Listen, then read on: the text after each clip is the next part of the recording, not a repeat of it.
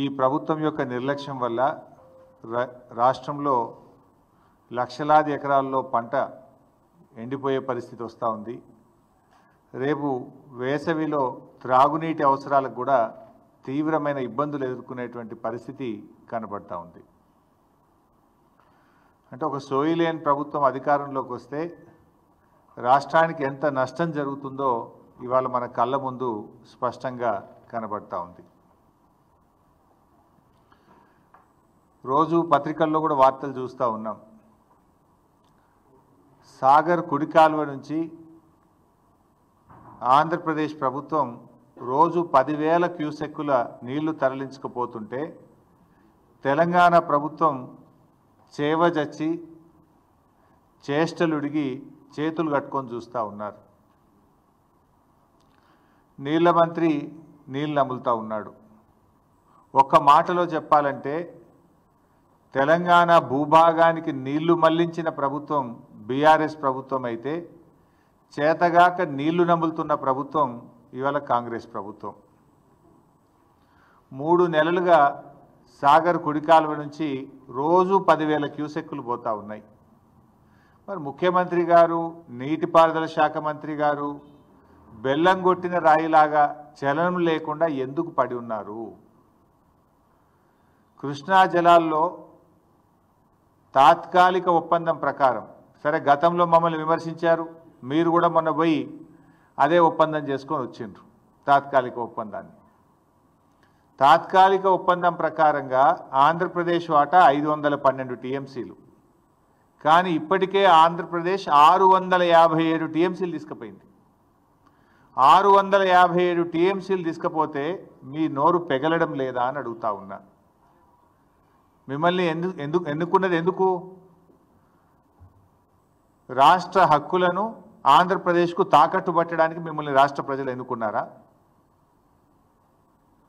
గడిచిన 25 రోజుల్లోనే 60 టీఎంసీల నీళ్లు తరలించారు. అంటే దాదాపు రోజుకు 2 టీఎంసీల నీళ్లు పోతా ఉన్నాయి. అంటే తెలంగాణ నీటి ప్రయోజనాలు కాంగ్రెస్ ప్రభుత్వానికి పట్టవా? ఇవాళ మీ నిర్లక్ష్యం తెలంగాణ పాలిట పెను శాపం కాబోతా ఉంది. ఇవాళ నాగార్జున సాగర్ను మనం ఆ రోజు అసెంబ్లీలో కూడా తీర్మానం చేసినాం. సిఆర్పిఎఫ్ బలగాలను వెంటనే ఉపసంహరించుకోవాలి, నాగార్జున సాగర్ను తెలంగాణ రాష్ట్ర ప్రభుత్వ ఆధీనంలో తీసుకోవాలని మన శాసనసభలో కూడా తీర్మానం చేశాం. నవంబర్ 30, 2023 నాడు ఏ స్టేటస్ అయితే ఉందో తిరిగి ఆ స్టేటస్లో నాగార్జున సాగర్ ప్రాజెక్టు రెగ్యులేషన్ అంతా తెలంగాణ ప్రభుత్వ ఆధీనంలో తీసుకురావాలని చెప్పి స్పష్టంగా తీర్మానం చేశాం. ఏమైంది మరి? తీర్మానం చేసి ఏడాది అయింది. ఏడాది నుంచి మన చేతుల్లోకి దాన్ని తీసుకోవడంలో ఎందుకు మీరు ఫెయిల్ అవుతున్నారు? నిజంగా అది మన చేతిలో ఉంటే కుడి కాలువ నుంచి 10,000 క్యూసెక్కులు రోజు వాళ్ళు తీసుకుపోరు కదా. ఆ రెగ్యులేషన్ మీ చేతిలో ఉంటుంది కదా. ఇది మీ చేతగానితనం వల్ల, మీ నిర్లక్ష్యం వల్ల రేపు తెలంగాణకు పెద్ద దెబ్బ తగిలే ప్రమాదం ఉన్నది. ఇవాళ సాగర్ కేంద్ర బలగాల ఆధీనంలో ఉన్నప్పుడు కేంద్ర అనుమతి లేకుండా ఇష్టారాజ్యంగా నీళ్లు తరలించుకుపోతా ఉన్నారు. ఈ విషయాన్ని మరి నువ్వు కేంద్ర ప్రభుత్వాన్ని అడగవు, చంద్రబాబు నాయుడును అడగవు. అంటే నీకు చంద్రబాబు నాయుడు అడగాలంటే నీకు ధైర్యం సరిపోతలేదు, కేంద్ర ప్రభుత్వాన్ని అడిగే దమ్ము నీకు లేదు. ఇప్పుడు అక్కడ ఉన్నది ఏంది? సిఆర్పిఎఫ్ బలగాలు. ఎవరి అవి? కేంద్ర ప్రభుత్వమి. అది ఎవరు రెగ్యులేట్ చేయాలి? కేఆర్ఎంబి. అది ఎవరి ఆధీనంలో ఉంది? కేంద్ర ప్రభుత్వ ఆధీనంలో ఉంది. Then why are you not asking? అటు కేంద్రాన్ని అడిగే దమ్ము లేదు, చంద్రబాబుని అడిగే ధైర్యం లేదు నీకు. మరి నీ నిర్లక్ష్యం వల్ల, మీరు నోరు మెదపకపోవడం వల్ల ఈ రాష్ట్రంలో పంటలు దెబ్బతినే ప్రమాదం ఉంది. ఎగరమంటే విపక్షం మీద వికార భాషలో జానడు ఎగురుతావు. మా మీద ఎగురుతుంటాడు కదా ప్రతిపక్షం మీద. వికారమైనటువంటి భాషలో ప్రతిపక్షాల మీద మాత్రం బాగా ఎగురుతుంటావు. ఎగరాల్సిన చోట ఎగరడానికి చేతనవుతుంది నీకు. ఇప్పుడు ఎగరాల్సింది ఏడను? కేంద్ర ప్రభుత్వం మీద ఎగరాలి, ఆంధ్రప్రదేశ్ యొక్క అక్రమ నీటి వాడకం మీద ఎగరాలి. ఎగరాల్సిన చోట మాత్రం ఎగురుతలేవు, ప్రతిపక్షం మీద విపక్షాల మీద మాత్రం ఎగురుతా ఉంటావు. వికారమైన భాషలు ఎగురుతుంటావు నువ్వు. ఈడెందుకు ఎగురుతలేవు? తెలంగాణ సాగునీటి త్రాగునీటి అవసరాలకు శ్రీశైలం నాగార్జున సాగర్లో నిల్వ ఉంచాల్సిన నీటిని ఇలా ఆంధ్రప్రదేశ్ తరలించకపోతుంటే నువ్వు ఎందుకు ఎగురుతలేవు? రేపు మనకు ఎన్ని అవసరాలు ఉన్నాయి చెప్తా, డీటెయిల్స్ అన్ని కూడా చెప్తా. ఇప్పుడు వాస్తవానికి ఈ సంవత్సరం కృష్ణాలో ఎన్ని నీళ్ళు వచ్చినాయి? 1010 టీఎంసీల నీళ్లు కృష్ణానదిలో వచ్చినాయి. సరే, మనము టెంపరీగా అడహక్క చేసుకున్న అరేంజ్మెంట్ ప్రకారంగా 6634 ప్రకారంగా ఆంధ్రప్రదేశ్కు 666 టీఎంసీల నీళ్ళు రావాలి. కానీ ఆంధ్రప్రదేశ్ ఇప్పటికే 657 వాడేసింది. 666లో 657 టీఎంసీలు వాడింది. ఇక ఆంధ్రప్రదేశ్కు ఉన్న హక్కు ఎంత? ఇంకా 9, కేవలం 9 టీఎంసీలే. కానీ ఇవాళ కూడా సాగర్ కుడి కాలువలో 10,000 క్యూసెక్కులు పోతున్నాయి, ముచ్చమర్రిలో పోతున్నాయి, పోతిరెడ్డిపాడులో పోతున్నాయి. మరి నీకేం కావాలి? రేపు తెలంగాణకి ఎట్లా? తెలంగాణకి ఎంత రావాలి? ఆ రేషియో ప్రకారం 34 ప్రకారం చూసినా కూడా 343 టీఎంసీల నీళ్లు తెలంగాణకు రావాలి. కానీ ఈ రోజుకు తెలంగాణ వాడుకున్నది ఎంత అంటే 220 టీఎంసీలు మాత్రమే, 220. ఇంకెంత రావాలి తెలంగాణకు? 123 టీఎంసీలు రావాలి. 123 టీఎంసీలు తెలంగాణకు రావాలి, ఆంధ్రాకు రావాల్సింది 9. అంటే ఎంత నిర్లక్ష్యం మీది? మొత్తం కలిపితే కూడా ఎంత అవుతుంది? ఈ 123, 9 కలిపితే 132 టీఎంసీలు కావాలి. ఇంకా 132 కావాలి. ఉన్న నీళ్ళు ఎంత తెలుసా? ఇప్పుడు శ్రీశైలంలో సాగర్లో కలిపి ఉన్నాయి 100 టీఎంసీలు. ఇప్పుడు మరి యాడికెళ్ళి తెస్తావు? నీకు రావాల్సింది 123, ఆంధ్రప్రదేశ్కి రావాల్సింది 9, మొత్తం కలిసి రావాల్సింది 133. ఇప్పుడు ఉన్నది ఎంత అంటే 100. మరి ఇప్పుడు నష్టం ఎవరికి? ఈ 100లో వాడు ఇంకా తరలిస్తూనే ఉన్నాడు. బంద్ పెట్టాలి కదా. ఈ 100లో కూడా ఆంధ్రప్రదేశ్ తీసుకుపోతూనే ఉన్నది ఇంకా. మరి తెలంగాణ మన వాటా పోతుంటే, వాళ్ళు తరలించుకుపోతుంటే గుడ్లప్పగించి ఎందుకు చూస్తున్నారు? ఇంజనీర్లు ఏం చేస్తున్నారు? మీరు ఆంధ్రాకి వెళ్ళి ఆంధ్ర చీఫ్ సెక్రటరీ రిటైర్డ్ తెచ్చి అడ్వైజర్గా పెట్టుకున్నారు కదా. అడ్వైజర్ ఏం చేస్తుండు? ఈఎన్సీలు ఏం చేస్తుండు? నీటిపారుదల శాఖ మంత్రి ఏం చేస్తుండు? ముఖ్యమంత్రి ఏం చేస్తున్నాడు? పరిస్థితి ఏంటంటే నాగార్జున సాగర్లో మినిమం ఎండిడిఎల్ ఎంత? 510. ఇప్పుడు ఆ 510 మీద నాగార్జున సాగర్లో ఈరోజు ఉన్న నీళ్ళు ఎంత అంటే 50 టీఎంసీలు. శ్రీశైలం ఎండిడిఎల్ 834 మీద శ్రీశైలంలో ఈరోజు ఉన్న నీళ్ళు ఎంత అంటే 50 టీఎంసీలు. సాగర్లో 50, శ్రీశైలంలో 50. రెండు కలిపితే ఎంత ఉన్నాయి? 100 టీఎంసీల నీళ్ళు ఉన్నాయి. 100లో తెలంగాణకు రావాల్సింది 123, ఆంధ్రకు పోవాల్సింది 9. అంటే ఉన్నాయి తక్కువ, రావాల్సింది ఎక్కువ. అంటే ఇప్పుడు ఆల్రెడీ తెలంగాణ నష్టపోయినట్టే. ఇప్పటికైనా కళ్ళు తెరవండి. ఎందుకు ఈ మాట అంటున్నా అంటే, మీరే ఫుల్ పేజ్ యాడ్లు ఇచ్చారు. గతంలో ఈ అడ్వర్టైజ్మెంట్ల సంస్కృతి లేదు. యాసంగి పంటకు ఎన్ని నీళ్ళు ఇస్తాం? ఇందాక నేను చూసిన యాడ్. ముఖ్యమంత్రి బొమ్మ వేసుకొని పెద్ద పెద్ద యాడ్లు ఇచ్చిండ్రు. యాసంగి పంటకు ఇన్ని నీళ్ళు ఇస్తున్నామని. ఈ యాసంగి పంట ఏమవుతుందంటే బైసాబ్, నాగార్జున సాగర్ ఎడమ కాలువ కింద నల్లగొండలో 1,45,000 ఎకరాలు, సూర్యాపేటలో 2,35,000 ఎకరాలు, ఖమ్మంలో 255, 260, మొత్తం కలిపితే 6,38,000 ఎకరాలు నాగార్జున సాగర్ ఎడమ కాలువ కింద తెలంగాణలో ఇప్పుడు పంట వేసుకున్నారు రైతులు. 6,38,000 ఎకరాలు నాగార్జున సాగర్ ఎడమ కాలువ కింద ఇప్పుడు పంట వేసుకొని పెట్టుబడి పెట్టిండ్రు రైతులు, మందులు వేసిండ్రు. ఇంకా 4 వెట్టింగ్స్ ఇవ్వాలి నాగార్జున సాగర్ ఎడమ కాలువకు. ఇంకా 4 తడులు ఇస్తే కానీ పంట పండదు. నాగార్జున సాగర్కు 4 తడులు ఇవ్వాలంటే ఈ 6.5 లక్షల ఎకరాలు పండాలంటే దాదాపు 30-35 టీఎంసీల నీళ్లు కావాలి. ఇది కాకుండా ఏఎంఆర్ ఎస్ఎల్బిసి కింద కూడా 2,40,000 ఎకరాల పంట వేసిండ్రు. ఏఎంఆర్ ఎస్ఎల్బిసి కూడా ఇంకా 3-4 తడులు ఇవ్వాలి, దానికి నీళ్లు కావాలి. తర్వాత ఖమ్మం జిల్లా డ్రింకింగ్ వాటర్ పాలేరు నుంచే తీసుకుంటాం, మహబూబాద్ డ్రింకింగ్ వాటరు పాలేరు నుంచే తీసుకుంటాం, నల్లగొండకు సూర్యాపేటకు కూడా త్రాగునీరు మనం నాగార్జున సాగర్నే తీసుకుంటాం. హైదరాబాద్ డ్రింకింగ్ వాటరు నాగార్జున సాగర్ మీదనే ఉంది. అంటే హైదరాబాద్, నల్లగొండ, సూర్యాపేట, ఖమ్మం జిల్లా, అదేవిధంగా మహబూబాద్ జిల్లా, వీటన్నిటి త్రాగునీటి అవసరాలు దాని మీదనే ఆధారపడ్డాయి. 2,40,000 ఎకరాల ఏఎంఆర్ ఎస్ఎల్బిసి కింద పంట ఉన్నది. నాగార్జున సాగర్ ఎడమ కాలువ కింద 6,38,000 ఎకరాల పంట ఉన్నది. మరి ఇవన్నీ ఎట్లా కాపాడతారు? ఇప్పటికైనా మొద్దు నిద్ర వీడండి, ఇప్పటికైనా కళ్ళు తెరవండి. రైతుల పంటలు కాపాడాలంటే తక్షణమే కేంద్ర ప్రభుత్వం మీద ఒత్తిడి తేవాలి. ఆంధ్రప్రదేశ్కు నీటి వాడకాన్ని బంద్ చేయించాలి. కేఆర్ఎంబీ ఆఫీస్ ముందు ధర్నా చేద్దాం పండి, మేము కూడా వస్తాం. పోదాంపా ఢిల్లీలో కేంద్ర జలశక్తి మంత్రి కార్యాలయం ముందు ధర్నా చేద్దాం. మీకు చేత కాకపోతే మీ ఎంబడ మేము కూడా వస్తాం, పోయి చేద్దాంపా. ప్రధానమంత్రి కార్యాలయం ముందు చేద్దామా? పోదాంపా అండి, అఖిలపక్షాన్ని తీసుకొని పోండి. అంటే ఏం మిమ్మల్ని గెలిపించి పంటలు ఎండబట్టడానిక? రేపు వేసవి కాలంలో త్రాగునీటికి ప్రజల్ని ఇబ్బంది పెట్టడానిక? ఇప్పటికైనా ఆంధ్రప్రదేశ్ మిగిలింది 9 టీఎంసీలే, రావాల్సింది మనకు 121, 123, ఉన్నది 100. ఇప్పటికైనా ఏం చేయాలి? తక్షణమే సాగర్ కుడి కాల్వకు నీళ్ళ విడుదల ఆపాలి.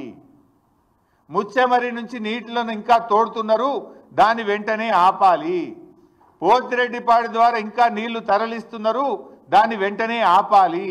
ఈ ఉన్న 100 టీఎంసీలన్నా మనం తెచ్చుకుంటే ఆ కల్వకుర్తి కానీ, నెట్టంపాడు కానీ, భీమా కానీ, కోయిల్ సాగర్ కానీ, ఏఎంఆర్ ఎస్ఎల్బిసి కానీ, సాగర్ ఎడమ కాలువ కానీ, ఈ మహబూబ్ నగర్, నల్గొండ, ఖమ్మం, హైదరాబాద్ త్రాగునీటి అవసరాలకు కొద్దో గొప్పో మనం సర్దుకొని వ్యవహారాన్ని నడిపించుకునే అవకాశం ఉంటుంది. లేకపోతే మీరు ఇట్లనే మొద్దు నిద్రపోతే ఇటు ఖమ్మం, నల్గొండ, మహబూబ్ నగర్లో పంటలు దెబ్బతింటాయి. ప్రజలకు రేపు త్రాగడానికి కూడా నీళ్లు లేక ఇబ్బంది పడే పరిస్థితి వస్తుంది.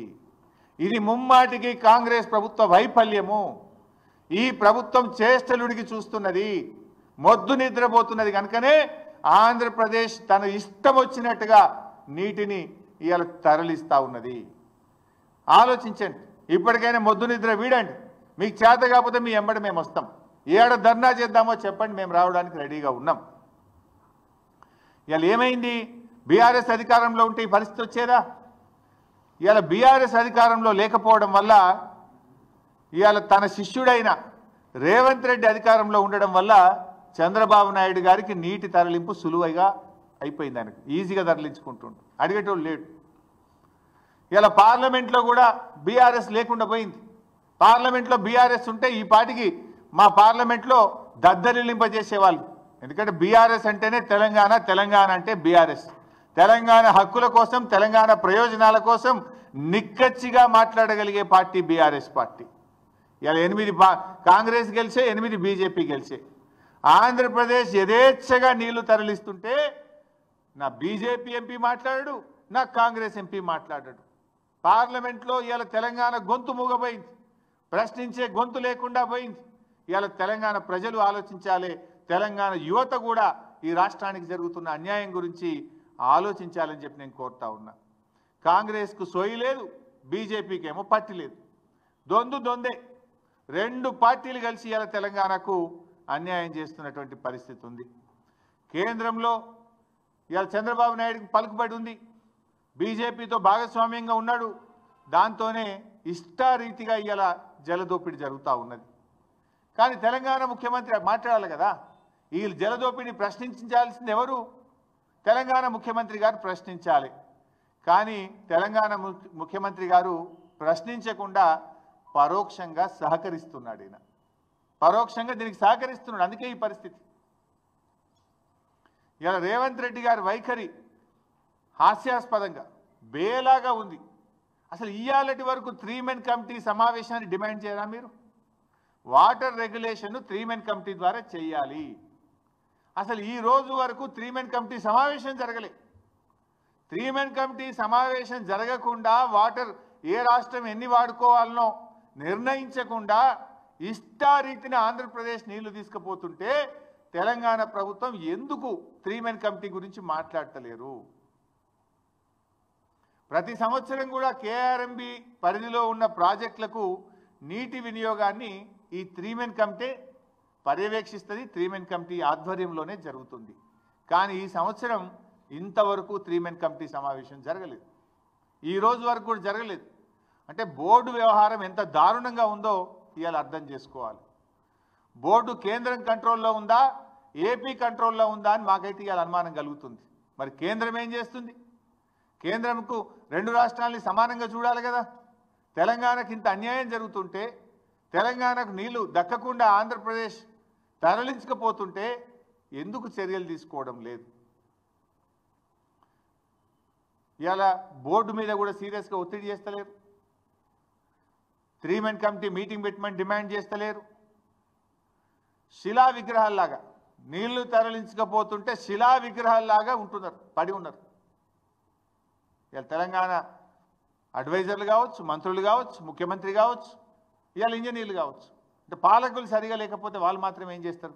డైరెక్షన్ లెస్ అయిపోయింది. ఏపీ నీటి తరలింపును ఇప్పటికైనా అడ్డుకోకపోతే మన ఆయకట్టుకు దెబ్బ తగిలే అవకాశం ఉంది. అది సాగర్ ఆయకట్ట, ఏఎంఆర్ ఎస్ఎల్బిసి ప్రాజెక్టా, మరి లిఫ్ట్ ఇరిగేషన్ స్కీమ్సా, చెరువుల కిందన రేపు పూర్తిగా దెబ్బతినే అవకాశం ఉంది. ఇప్పుడు ఏమైంది, సాగర్లో నీటి మట్టం పడిపోతే రేపు హైదరాబాద్ డ్రింకింగ్ వాటర్ కూడా ప్రమాదంలో పడే అవకాశం ఉంది. సో రాష్ట్ర ప్రభుత్వం మొద్దు నిద్ర వీడాలి, ఇప్పటికైనా సోయి తెచ్చుకోవాలి, తక్షణం దీని మీద స్పందించాలని చెప్పి డిమాండ్ చేస్తూ ఉన్నాం. కేంద్రం మీద ఒత్తిడి తీసుకురండి. ఒకవేళ అవసరమైతే అఖిలపక్షాన్ని ఢిల్లీకి తీసుకువెళ్ళండి. అఖిలపక్షం ఆధ్వర్యంలో కేంద్ర జల వనరుల శాఖ మంత్రి ఇంటి ముందు ధర్నా చేద్దామా, ప్రధానమంత్రి కార్యాలయం ఇంటి ముందు ధర్నా చేద్దామా, ఏం చేయడానికైనా మేము సిద్ధం. మేల్కొనండి, రాష్ట్ర ప్రయోజనాలు కాపాడాలని చెప్పి మేము డిమాండ్ చేస్తూ ఉన్నాం. ఇలా బీజేపీని కూడా అడుగుతా ఉన్నా నేను. మీరు కూడా 8 ఎంపీలు గెలిచింది కదా, మరి బీజేపీ 8 ఎంపీలు, 2 కేంద్ర మంత్రులు ఈ రాష్ట్రం నుంచి ఉన్నారు. ఎందుకు? ఎతుకదినడానికా లేక మొత్క సావనికా? దేనికోసం? 8 ఎంపీలు, 2 కేంద్ర మంత్రులు ఉంటే ఏం లాభం? కేంద్ర మంత్రిగా కిషన్ రెడ్డి గారు ఉండి ఏం చేస్తున్నారు నేను అడుగుతా ఉన్నా. ఇప్పుడు కిషన్ రెడ్డి గారు మీరు నీళ్లు తెస్తారా, లేదా ఆంధ్రప్రదేశ్ ఒత్తిడికో చంద్రబాబు నాయుడు గారు ఒత్తిడికో నీళ్లు నములుతారా? తెలుసుకోవాలి కిషన్ రెడ్డి గారు. ఇప్పుడు పదవులు దేనికోసమండి? రాష్ట్రంలో ఏ ప్రజలైతే మిమ్మల్ని ఎన్నుకున్నారో ఆ రాష్ట్ర రైతులకు, ఆ రాష్ట్ర ప్రజలకు వాళ్ళ అవసరాలు తీర్చడానికి పదవులు. మరి అక్కర్రాని ఆ పదవులు ఉంటే ఏం లాభం, లేకపోతే ఏం లాభం? రాష్ట్ర హక్కులు కాపాడలేని పదవులు ఉండి ఏం ప్రయోజనం అని నేను అడుగుతా ఉన్నా. మీరు చాలా సీనియర్, దయచేసి రివ్యూ చేయండి. రాష్ట్ర ప్రభుత్వం ఫెయిల్ అయిపోయింది. ఈ రాష్ట్రం నుంచి కేంద్ర మంత్రిగా ఉన్న మీరైనా స్పందించండి. You rise to the occasion to protect the interest of Telangana.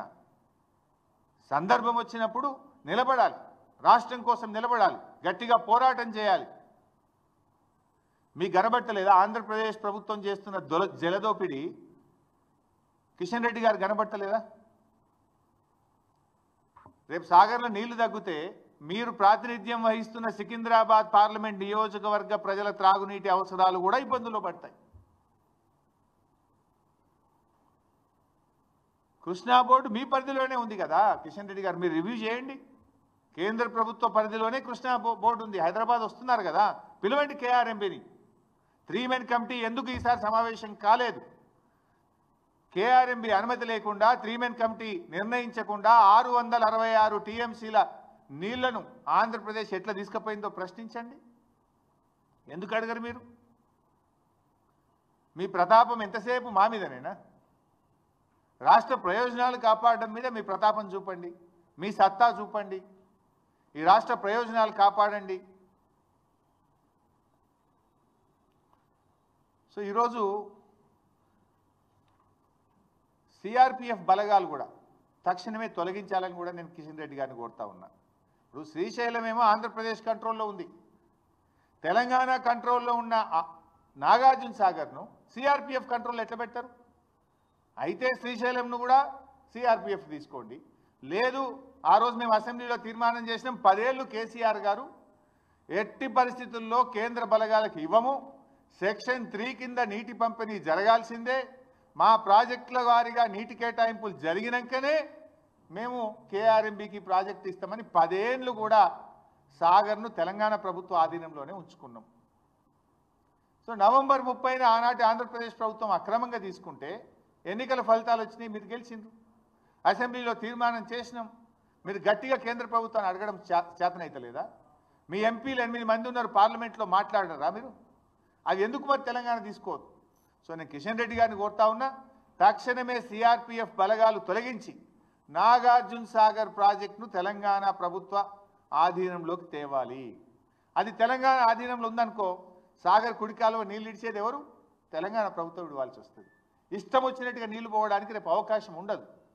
మేమేం అక్రమంగా నీళ్ళు అడుగుతలేం, న్యాయబద్ధంగా తెలంగాణకు రావాల్సిన నీళ్లు కూడా రాకుండా పోతున్నాయి. ఈ సంవత్సరం 343 టీఎంసీలు రావాల్సి ఉంటే 220 మాత్రమే వచ్చినాయి. ఇంకా 123 టీఎంసీలు తక్కువైపోయినాయి మనకు. అటు పంటలు ఉన్నాయి, తాగునీటి అవసరాలు ఉన్నాయి. అందువల్ల కేఆర్ఎంబిని రివ్యూ చేయాలి, సిఆర్పిఎఫ్ బలగాలు తొలగించి సాగర్ ప్రాజెక్టును యథావిధిగా తెలంగాణ ప్రభుత్వ పరిధిలోకి తేవాలి.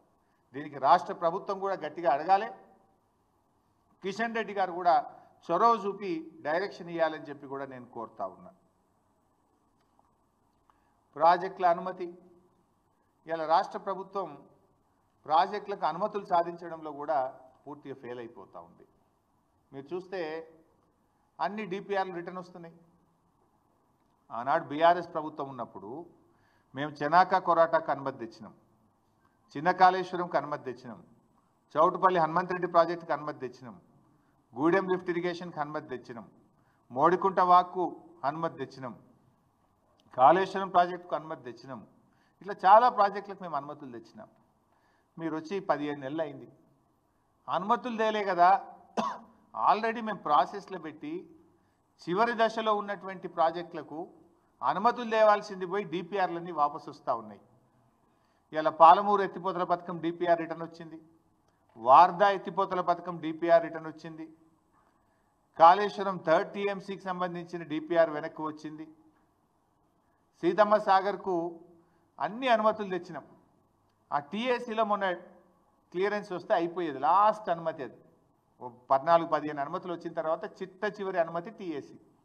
ఆ టీఏసీలో మొన్న డెఫర్ అయిపోయి అది కూడా పక్కకు పడ్డది. సమ్మక్క సాగర్ డిపిఆర్ అది కూడా ఢిల్లీలో 15 నెలలైనా ఒక అంగుళం కూడా కదలలేదు. అంటే ప్రాజెక్టులకు అనుమతులు తేవడం లేదు, మీరు క్లియరెన్సులు తెచ్చుకోలేకపోతున్నారు, ఉన్న నీటి కేటాయింపులను కూడా సక్రమంగా వినియోగించుకోలేకపోతున్నారు.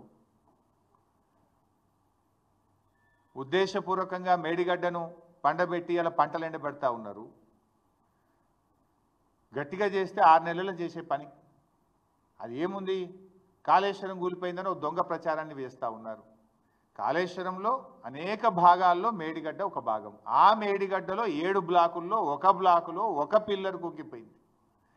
దాన్ని రిపేర్ చేయకుండా ఇలా రోజు ధర్నాలే కదా. ఇలా వరంగల్ జిల్లాలో ధర్నాలు అవుతున్నాయి, సూర్యాపేట జిల్లాలో ధర్నాలు అవుతున్నాయి, అనేక చోట్ల కూడా నీళ్లు సరిపోక రైతులు ఇవాళ రోడ్ల మీదకి వస్తున్న పరిస్థితి. ఈవెన్ నా సిద్దిపేట జిల్లాలో కూడా ధర్నాలు అవుతున్నాయి, నీళ్ళు సరిపోవడం లేదు. ఇది కేవలం ఒక దురుద్దేశంతో, ఒక కుట్రతోని మీరు ఆలస్యం చేసి రైతుల నోళ్లు కొట్టే ప్రయత్నం చేస్తూ ఉన్నారు. ఫైనల్గా నేను ఈరోజు ముఖ్యంగా చాలా బాధతో ఈ ప్రెస్ మీట్ పెట్టాను. ఎందుకంటే ఈ రాష్ట్రంలో తీవ్రమైనటువంటి అన్యాయం జరుగుతూ ఉంటే రాష్ట్ర ప్రభుత్వం పూర్తిగా చేతులు ఎత్తేసిన పరిస్థితి. ఎందుకంటే యథేచ్ఛగా ఆంధ్రప్రదేశ్ నీళ్ళు తీసుకుపోతూ ఉన్నది. ఈక్వల్గా మీరు తీసుకోవాలి కదా, ఈక్వల్గా రెగ్యులేట్ చేయాలి కదా, ప్రశ్నించాలి కదా. ఇప్పుడు నీకు రావాల్సింది 123 టీఎంసీలు, ఆంధ్రప్రదేశ్కి రావాల్సింది 9. ఉన్న నీళ్లు 100నే అంటే నీకు రావు. ఈ సంవత్సరం పోయినావు, ఆల్రెడీ మునిగిపోయినావు. నువ్వు ఆ ఉన్న 100కు 100 నువ్వు తెచ్చుకుంటే కనీసం ఉన్న పంటలు కాపాడవచ్చు. బంద్ చేయాలి కదా ఆంధ్రప్రదేశ్. ఇవాళ కూడా కుడి కాలువ పోతున్నాయి, పోతిరెడ్డిపాడు పోతుంది, ముచ్చమర్రి పోతుంది. దాన్ని ఆపండి. మీకు చేత కాకపోతే మొత్తం అఖిలపక్షాన్ని తీసుకొని పోండి ఢిల్లీకి. ఈ రాష్ట్ర ప్రయోజనాలు కాపాడండి. ఏఎంఆర్ ఎస్ఎల్బీసీ కింద కానీ, సాగర్ ఎడమ కాలువ కింద కానీ, కల్వకుర్తి కానీ, నెట్టంపాడు కానీ, భీమా కానీ, కోయిల్ సాగర్ కానీ, హైదరాబాద్, ఖమ్మం, నల్గొండ, మహబూబ్ నగర్ త్రాగునీటి అవసరాలకు దెబ్బ తినకుండా తక్షణమే మేల్కొనాలని చెప్పి ప్రభుత్వాన్ని డిమాండ్ చేస్తున్నాం. Thank you.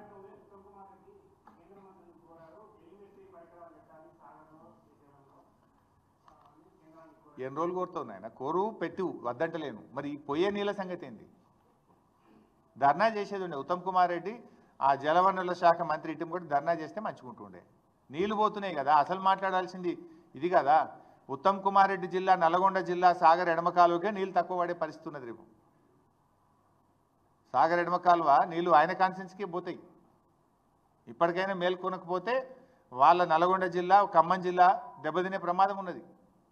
నేను రాజకీయాల కోసం మాట్లాడతలేను, రైతుల కోసం మాట్లాడుతున్నాను. కేసీఆర్ గారు ఉండగా ప్రతిరోజు రివ్యూ చేసేవాడు, ప్రతిరోజు ఏం జరుగుతుంది అని గమనించేటువంటి వారు. కానీ ముఖ్యమంత్రి గారు కానీ, ఈ మంత్రి గారు కానీ ఆ పట్టింపు ఉన్నట్టు కనబడతలేదు. మీకు పట్టింపు ఉంటే 657 టీఎంసీలు తీసుకుపోతుంది ఆంధ్రప్రదేశ్. ఇంకా పంట 4 వెట్టింగ్లు 5 వెట్టింగ్లు ఇవ్వాలి. రేపు ఏమంటారు? అరే మాది పొట్టకి వచ్చింది, ఇప్పుడు ఆపుతావా అంటారు. మరి వాళ్ళకు ఆపకపోతే నువ్వు ఎండుతావు.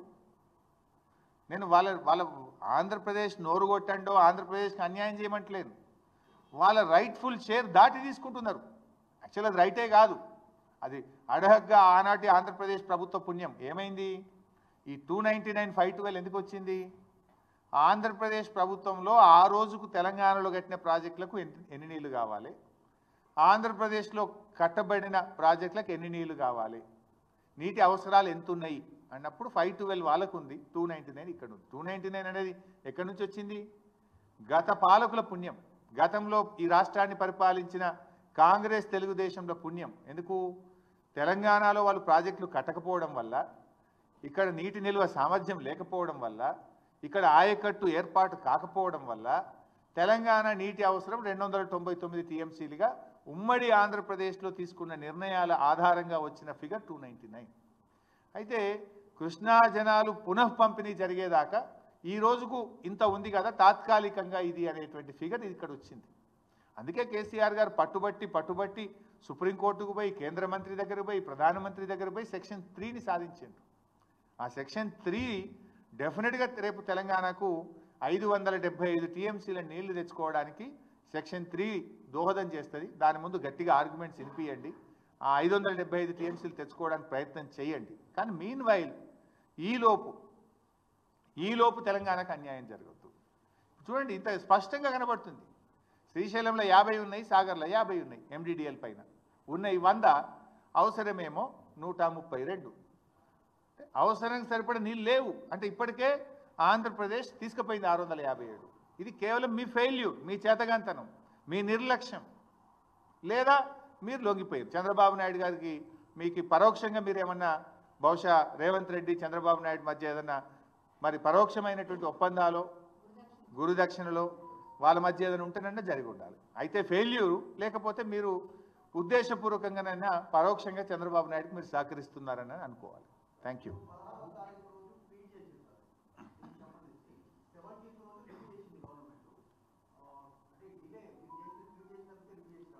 ఎస్, 100%. మీరు మంచి ప్రశ్న అడిగారు. ఈ విషయాన్ని నేను ఇవాళ మాట్లాడతలేను. వాస్తవానికి ఈ పరిస్థితి గమనించి మేము రెగ్యులర్గా ట్వీట్ చేసాం, ప్రభుత్వాన్ని నిద్రలేపే విధంగా ట్వీట్ చేసినాము, ప్రభుత్వానికి చెప్తూ వస్తున్నాము, అలర్ట్ చేసినాం గవర్నమెంట్ను. కానీ రోజు రివ్యూ చేసుకోవాల్సిన ప్రభుత్వం ప్రతిపక్షం తట్టి లేపితే కానీ మొద్దు నిద్ర లేవని పరిస్థితి ఉన్నది ఈరోజు. ఆ తర్వాత కూడా అంత సీరియస్ లేదు బైసాబ్. ఏం చేసిండ్రు? ఏదో ఉత్తరం రాసిండ్రు, కలిసినాము, ఈడి ఉత్తరం రాసిన ఉత్తరాలతోనే అవుతుందా? ధర్నా చేయండి అవసరమైతే, అయితే సాధించండి, లేదా పోరాటానికి రూపకల్పన చేయండి. అయితే మీరు సాధించండి, హక్కులను పరిరక్షించండి. పరిరక్షించలేనప్పుడు కమాన్ లెట్ us ఫైట్. రాజకీయాలు పక్కన పెట్టి రాష్ట్ర ప్రయోజనాల కోసం పోరాడదాం. ఆ పోరాటంలో బీఆర్ఎస్ పార్టీ కలిసి వస్తుంది. Thank you.